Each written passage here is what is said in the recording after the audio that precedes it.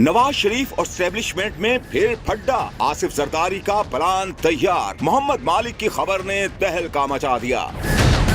एक निजी चैनल के प्रोग्राम में गुफ्तगू करते हुए सीनियर सहाफी मोहम्मद मालिक का कहना था कि लगता है 28 जनवरी 2024 को इलेक्शन हो जाएंगे और मुस्लिम लीग नून सबसे बड़ी जमात बनकर उभरेगी और नवाज शरीफ चौथी बार वजीर आजम बनकर एक नई तारीख रकम करेंगे। लेकिन नवाज शरीफ की एक और तारीख भी है कि उनका इक्तदार में आकर हमेशा एस्टेब्लिशमेंट से कॉन्फ्लिक्ट होता है। और क्या ये अब चौथी बार वजीर आजम बनने के बाद भी नवाज शरीफ अपनी तारीख दोहराएंगे?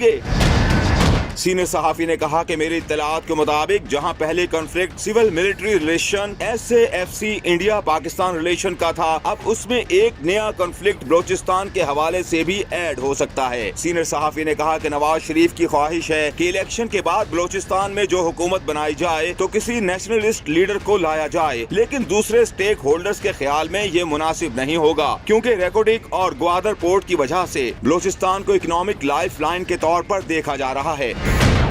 मोहम्मद मालिक ने मजीद कहा कि वजीर आजम काकर साहब जाम जमाल का नाम पुश कर रहे हैं। मियां साहब नेशनलिस्ट लीडर का कह रहे हैं, लेकिन दूसरे स्टेक होल्डर्स कोई ज्यादा अग्रेसिव चीफ मिनिस्टर चाहते हैं क्योंकि वहां पर कुछ सख्त फैसले करना पड़ेंगे।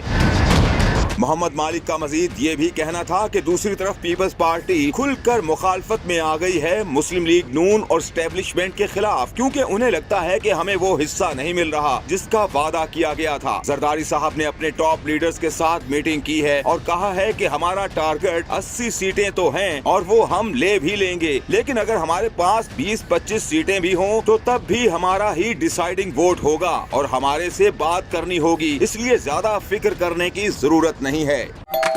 Don't worry, Food Panda संभाल लेगा।